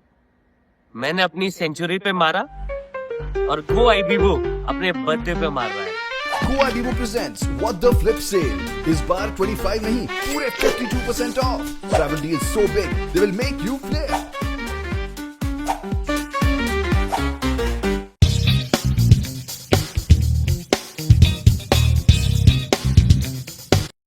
को क्या हो गया? हाँ, गलत हो गया भाई, गलत हो गया। 1 मिनट रुक जाओ, थोड़ा सब्र तो रखा करो। ठीक है, ये होंगे हमारे नोट, मतलब सीधा इनडायरेक्ट, नेट इनडायरेक्ट टैक्स होंगे। नेट का मतलब, नेट के अंदर आपने इसके अंदर क्या चीज शुमार कर दीजिए? नेट का मतलब मैंने फिर क्या बताया भाई कि नेट के अंदर आपके सारे तरीके के टैक्स होंगे। अब जैसे वैसे तो यही होगा मेनली टैक्स। नेट का मतलब हो गया इसके अंदर जो इनडायरेक्ट टैक्स है वो तो है ही है। मान लिया सरकार भी कोई सब्सिडी देती हो, अब जैसे मान लिया मैंने पेन उत्पादन का धंधा खोल रखा था, ठीक है, अब इसके अंदर मान लिया 20 रुपए टैक्स लगता है। ठीक है, 20 रुपए छोड़ो तुम, इसके ऊपर मैंने मान लिया कि 10 रुपए टैक्स लगता है, और 10 रुपए सरकार ने मेरे को दिए थे। ले 10 रुपये, ले मोहित तेरे 10 रुपये दे, तो अच्छा काम करो, तो पैन का उत्पादन कर रहा है, तेरे हर पैन के 10 रुपये दो, यानी सब्सिडी देवा सरकार। जो कौन ये बता सुना, सोलर पैनल लगाओ उसके ऊपर सरकार सब्सिडी देती है। मान लिया 10 लाख रुपए के, मान लिया लाख रुपए के सोलर पैनल, तो उसमें 70% सब्सिडी सरकार देनी, 70,000 रुपए सरकार देगी, तुम्हें सिर्फ 30,000 देने हैं, तो उसको सब्सिडी बोलेंगे। ठीक है, तो यानी कि नेट इनडायरेक्ट टैक्स के अंदर क्या क्या आ गया भाई, जो भी तुम्हारी क्या है इनडायरेक्ट टैक्स के अंदर, आपके नेट इनडायरेक्ट टैक्स के अंदर क्या क्या आया, जो भी तुम्हारे इनडायरेक्ट टैक्स है प्लस जो भी तुम्हारी सब्सिडी, वो भी इसी के अंदर शुमार है। इनडायरेक्ट टैक्स प्लस सब्सिडी, ये भी तुम्हारी इसी के अंदर, यानी सब्सिडी को भी आप लोगों को घटाना पड़ेगा। इनडायरेक्ट टैक्स और सब्सिडी दोनों को घटाओगे ना, तब जाके बात बनेगी। चीजें समझ में आई हर एक साथी के? एक बार के लिए मेरे को ये चीज बताओ कि मार्केट प्राइस, फैक्टर कॉस्ट और जीडीपी एट फैक्टर कॉस्ट को, मतलब मार्केट प्राइस वाले को फैक्टर कॉस्ट में कैसे चेंज करो, कैसे सब्ट्रैक्ट करके, ये कंसेप्ट सभी साथियों के समझ में आया या नहीं आया? एक बार के लिए बताओ, बताओ आया चीज समझ के अंदर तुम्हारे? बिल्कुल बिल्कुल क्लियर है गुरुजी, क्लियर तो होगा भाई, इस आसान कोई तरीका नहीं। एक चीज तो हमारा रटनी पड़ेगी, इसकी कोई ट्रिक नहीं है, कुछ नहीं है, यह चीज मैं बतानी भूल गया। जो एनएनपी है ना, एनएनपी को ही नेशनल इनकम बोलते हैं, ये चीज रट लेना, पेपर के अंदर आता है। ठीक है, और एनएनपी भी सीधी नहीं, एनएनपी कौन सी? एनएनपी एट फैक्टर कॉस्ट को ही नेशनल इनकम बोलते हैं।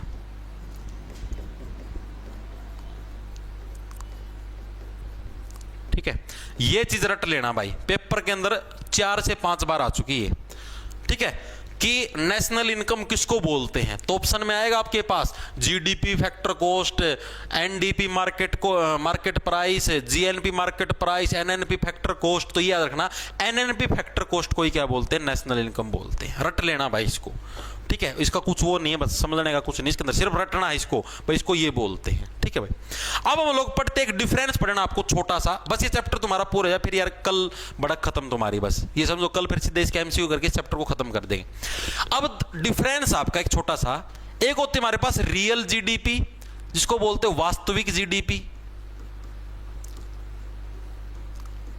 ठीक है, और एक होती है हमारे पास नॉमिनल जीडीपी, ये भी एग्जाम के अंदर बहुत बार आती है।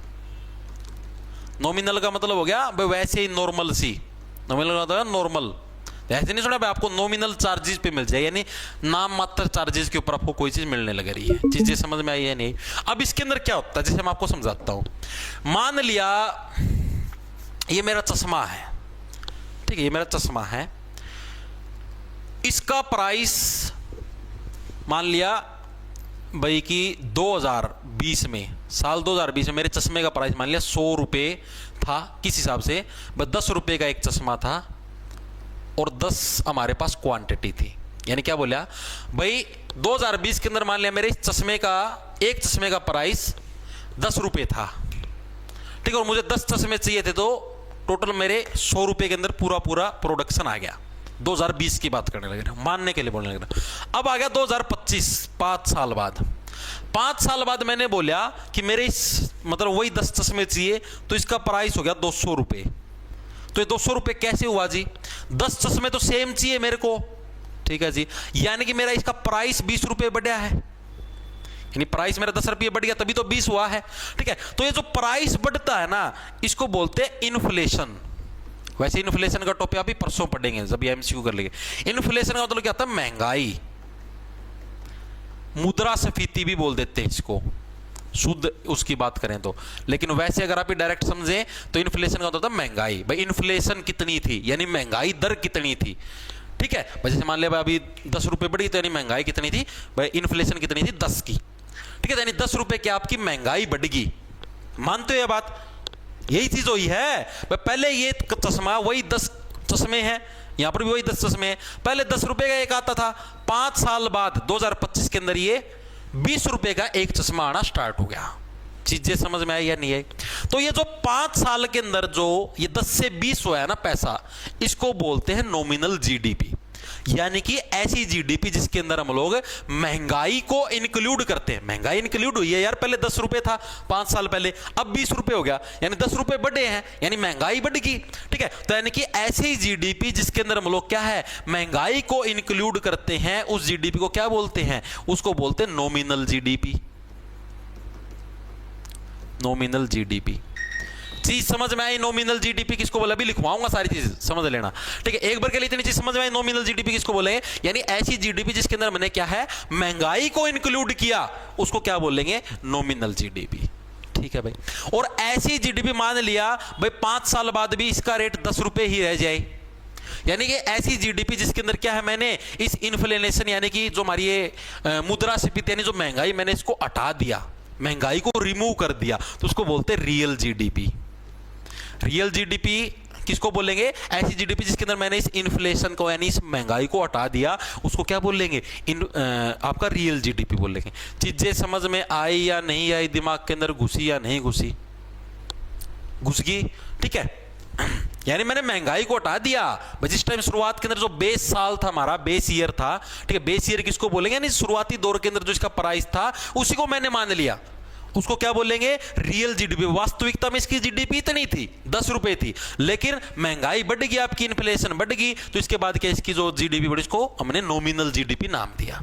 चीजें समझ में आई या नहीं आई, नॉर्मल सी है। तो रियल जीडीपी की जब आप डेफिनेशन लगे तो उसके अंदर क्या है आधार वर्ष यानी बेस ईयर को बेस इफेक्ट के रूप में जाना जाएगा, ठीक है। इसके अंदर ये चीज रखना भाई, जो ये हमारा बेस ईयर है ना इसको बेस इफेक्ट के रूप में जाना जाएगा।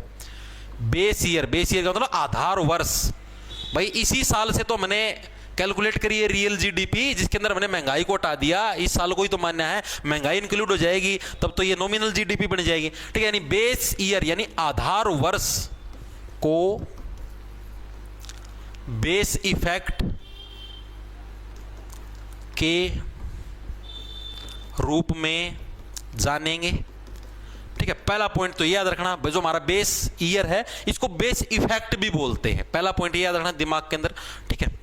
दूसरा पॉइंट क्या चीज आपको याद रखनी है भाई, इसको हम लोग कैसे कैलकुलेट करते हैं, कांस्टेंट प्राइस पर कैलकुलेट करते हैं भाई, वही सेम प्राइस है 10, 5 साल बाद में मैं अगर देखूंगा तो वही 10, ठीक है। प्राइस आपका कांस्टेंट रहेगा, ठीक है, क्योंकि इसके अंदर आपने महंगाई इंक्लूड नहीं करी। तो इसको हम लोग कैसे कैलकुलेट करते हैं, इसको हम राजर इसको हम कांस्टेंट प्राइस पर कैलकुलेट करते हैं,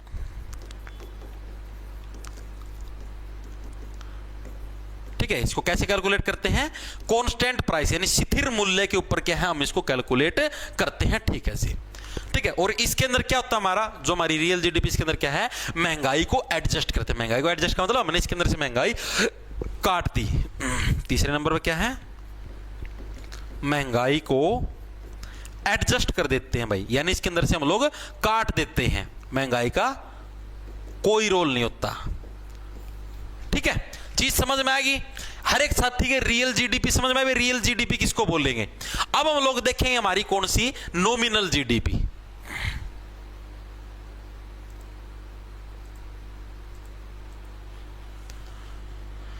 समझ में आ गया ना हर एक साथी के, ठीक है, वेरी गुड।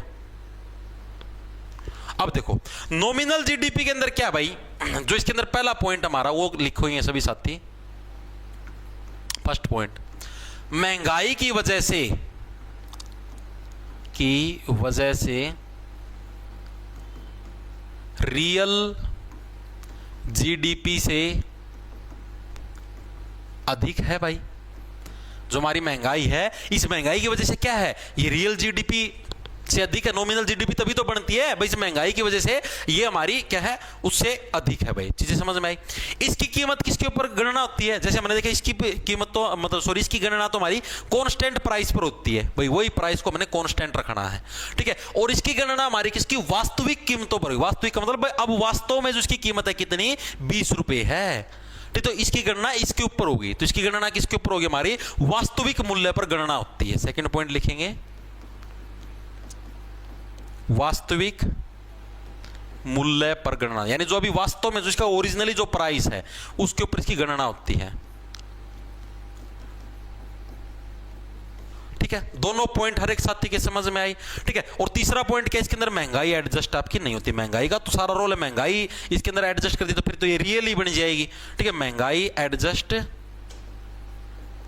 नहीं होती, ठीक है। अब एक बार के लिए सभी साथी कमेंट करके बताएंगे रियल जीडीपी नॉमिनल जीडीपी हर एक साथी क्लियर हुई या नहीं हुई। एक बार के लिए सभी साथी बताओ रियल जीडीपी और नॉमिनल जीडीपी हर एक साथी क्लियर हुई या नहीं हुई, एक बार के लिए बताओ। बस, और कुछ नहीं, बस अभी होने वाला है। अब मैं बोल दूं भाई मुझे नॉमिनल से रियल में जाना है, मुझे नॉमिनल जीडीपी से रियल जीडीपी के अंदर जाना है, तो मुझे क्या चेंज करने पड़े, क्या कुछ होगा। अगर मुझे नॉमिनल जीडीपी से रियल जीडीपी के अंदर जाना है तो उस प्रोसेस को बोलते हैं जीडीपी डिफ्लेटर या प्राइस इंडेक्स। ठीक है, तो इस प्रोसेस को क्या बोलेंगे, जीडीपी डिफ्लेटर, या फिर इसको बोलेंगे प्राइस इंडेक्स। किसको बोलते हैं, अगर मुझे नॉमिनल जीडीपी से रियल के अंदर जाना है। करना क्या, सिर्फ यही तो, महंगाई को तो काटना है, महंगाई को काट दोगे तो नॉर्मल रियल के अंदर आ जाओगे। ठीक है, इसको निकालते कैसे, जीडीपी डिफ्लेटर को, इसका फॉर्मूला पूछा, जीडीपी डिफ्लेटर निकालने का फॉर्मूला क्या था, प्रीवियस ईयर के अंदर आया हुआ है। तो इसको कैसे निकालते हो, जो भी हमारी नॉमिनल जीडीपी है उसको लिख दो ऊपर, नीचे लिख दो रियल जीडीपी और गुणा में कर दो 100। ये क्या जाए, हमारा जीडीपी डिफ्लेटर आ जाएगा। चीज क्लियर है हर एक साथी के, इतना याद है, फॉर्मूला याद रखना है, पूछा जाता है एग्जाम के अंदर। जीडीपी डिफ्लेटर में न्यूमरेटर पर क्या आता है, न्यूमरेटर का मतलब ऊपर की तरफ क्या आता है, नॉमिनल जीडीपी, डिनोमिनेटर में रियल जीडीपी, गुणा में हमारा 100। ठीक है जी। अब लास्ट कंसेप्ट हमारी आज की क्लास का, फिर क्लास खत्म हो जाएगी। पर्सनल इनकम किसको बोलते हैं, पर्सनल इनकम यानी जो हमारी खुद की जो कमाई है वो किसको बोलते हैं। या फिर इसको छोड़ दो एक बार के लिए, अगर देखो तुम प्रति व्यक्ति आए, देखो फिर तुम्हारे पर्सनल इनकम समझ में आएगा। प्रति व्यक्ति आए, पर कैपिटा इनकम, इंग्लिश में बोले तो क्या, पर कैपिटा इनकम, ये किसको बोलते हैं। अब देखो प्रति व्यक्ति आपको आय देखने, मान लिया हमारे देश की इनकम, मान लिया 500 रुपये हमारे पूरे देश की कमाई, ठीक है, और हमारी देश के अंदर मान लो 5 ही लोग रहते हैं, तो प्रति व्यक्ति आय कितनी हो जाएगी, 100 रुपये। तो मैंने कैसे निकाला भाई, हमारे देश की टोटल इनकम बटे में हमारे देश की पॉपुलेशन, 5 ही जने थे, यानी हमारे देश की टोटल पॉपुलेशन, तो इसी को हम लोग क्या बोलते हैं, प्रति व्यक्ति आय बोलते हैं। ये भी एग्जाम के अंदर 5 से 6 बार फॉर्मूला पूछा जा चुका है, as it is ditto same. ठीक है, कि प्रति व्यक्ति आय किसको बोलते हैं, तो किसको बोलेंगे भाई, टोटल हमारे देश की इनकम मान लिया 500 रुपए है, हमारे देश के अंदर मान लिया 5 ही व्यक्ति रहते हैं, तो 5 डिवाइड करो तो 100, यानी हर एक व्यक्ति की इनकम कितनी, 100 रुपए होगी। तो इसी को क्या बोलते हैं, प्रति व्यक्ति आय बोलते हैं, पर कैपिटा इनकम बोलते हैं। बिल्कुल बेसिक्स होता है। ठीक है जी। अब हम लोग जो आगे चलते हैं उसका नाम है पर्सनल इनकम। पर्सनल इनकम कौन सी होती है, आ जाओ, बस ये पूरा हो गया, इससे अगला पन्ना पे मैं जाऊंगा को नहीं, ये जो पेज है बोर्ड का इसी पेज पे रहूंगा मैं। पर्सनल इनकम, पर्सनल इनकम मतलब व्यक्तिगत आय। बस जैसे मान लिया मैं एक व्यक्ति हूं तो मेरी पर्सनल इनकम कितनी है, ठीक है, तो उसको बोलते हैं पर्सनल इनकम यानी व्यक्तिगत आय। ये कैसे निकालते हो, ये आप ऐसे निकालोगे, जो भी तुम्हारे देश की इनकम है, नेशनल इनकम, जो भी अपने देश की जितनी भी इनकम है वो, प्लस में इनकम रिसीव्ड नॉट अर्नड, मतलब कि इनकम आई लेकिन मैंने कमाई नहीं। कैसे, जैसे मान लिया मैंने, आप कुछ भी लगा लो भाई, मैंने कॉलेज में एडमिशन लिया और कॉलेज वालों ने मान लिया मेरे 90% से ऊपर थे, कॉलेज वालों ने मेरे को सब्सिडी दी या फिर स्कॉलरशिप दी, जिसको स्कॉलरशिप बोलते हैं, 10,000 रुपये की। मैंने 10,000 रुपये कमाए तो नहीं है ना, वो तो मेरे को सरकार ने दिए हैं स्कॉलरशिप, ताकि मैं अपना खर्चा उठा सकूं। ठीक है, यानी फ्री में आए हैं, यानी कि income received but not earned, income आई लेकिन मैंने कमाई नहीं। ठीक है, प्लस में क्या बोलोगे, इनकम रिसीव्ड, भाई इनकम आई है मेरे पास बट नॉट अर्नड, बट मैंने कमाया नहीं उसको। इसके अंदर से माइनस करना है, माइनस किसको करोगे, income earned but not received. ये कौन सी होगी, जब भी समझाता हूं। Income earned but not received कैसे, जैसे मान लिया तुमने शेयर बाजार के अंदर पैसे लगा रखे थे 1000 रुपए, 1000 के तुम्हारे हो गए 1200 रुपए शेयर मार्केट के अंदर। ठीक है, अब जब तक तुम इन शेयरों को बेचोगे नहीं, ये पैसे तुम्हारे पास तो नहीं आएंगे। ये 1200 मतलब 1200 रुपए तुमने कमा तो लिए लेकिन तुम्हारे खाते में नहीं आए हैं, स्टॉक मार्केट के अंदर उधरी के उधर पड़े हैं। अब ऐसे नहीं बोलते मेरी कंपनी का मूल्य 1000 करोड़ रुपए हो गया, अब वो 1000 करोड़ रुपए कंपनी का मूल्य तो हो गया लेकिन मेरे खाते में तो नहीं है 1000 करोड़ रुपए, वो तो उस कंपनी की वैल्यू है। मैं बोलती हूँ इस पेन की वैल्यू 200 करोड़ रुपए है, अब उससे क्या होगा, अभी मेरे पास है तो नहीं, खाते में तो नहीं है ना मेरे पास 200 करोड़ रुपए, या फिर मेरे पास कैश किसी भी टाइप से नहीं है, पर मैं इसको बोल भाई इसके अंदर है। तो यानी कि ऐसी इनकम जो कि कमाई है मैंने, ये पेन मान लिया मैंने, इसकी कीमत 200 करोड़ रुपए की है अपनी मेहनत कर करके, लेकिन अभी वर्तमान में तो मेरे खाते में नहीं है ना, तो इसको हम लोग माइनस करते हैं। इसी को क्या बोलते हैं, पर्सनल इनकम बोलते हैं। पर्सनल इनकम समझ में आया भाई? पूरे जो देश की इनकम है प्लस में जो भी इनकम मैंने ली है लेकिन कमाई नहीं है, माइनस कर दो जो भी इनकम मैंने कमाई है लेकिन मेरे पास आई नहीं है, उसी को क्या बोलते हैं, उसी को पर्सनल इनकम बोलते हैं। क्या हुआ, समझ गए सर? समझो तो गए भाई, सिया समझाण ला रहा, मैं भी समझ में नहीं आता हो भी को नहीं। ठीक है, वेरी गुड, बस हो गया और कुछ नहीं है। बिल्कुल भाई, लास्ट टर्म है पर्सनल डिस्पोजेबल इनकम, बस लास्ट है, सच्ची में मजाक की बात नहीं। पर्सनल डिस्पोजेबल इनकम, डिस्पोजेबल का मतलब जिसको आप डिस्पोज कर सको, यानी कि यूज कर सको। ठीक है, यूज कैसे करते हो, कौन सी इनकम को यूज करते हो आप लोग?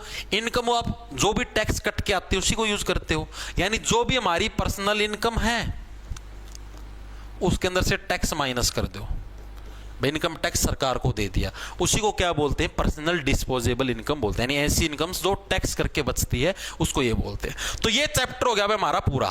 नेशनल इनकम जो हमारा चैप्टर है ये करवा दिया तुम्हारा पूरा, जीडीपी, जीएनपी, एनएनपी, एनडीपी वगैरह वगैरह सारी फुल फॉर्म फॉर्मूले सारा सौदा निपटा दिया है। कल करेंगे इसके एमसीक्यू और कल ये चैप्टर हो जाए बिल्कुल फिनिश।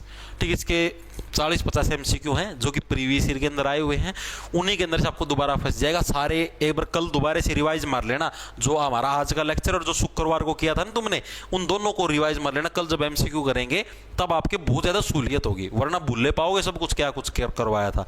ठीक है, ओके। तो क्लास कैसी लगी कमेंट करके जरूर बता देना। इन प्रश्नों की पीडीएफ आपको जो अपना टेलीग्राम चैनल ये बोर्ड वाली पीडीएफ और इसके हैंडरिटन नोट्स अपना जो ऐप है जॉब्स टारगेट के नाम से आपको मिल जाए प्ले स्टोर के ऊपर, उसको डाउनलोड कर लेना।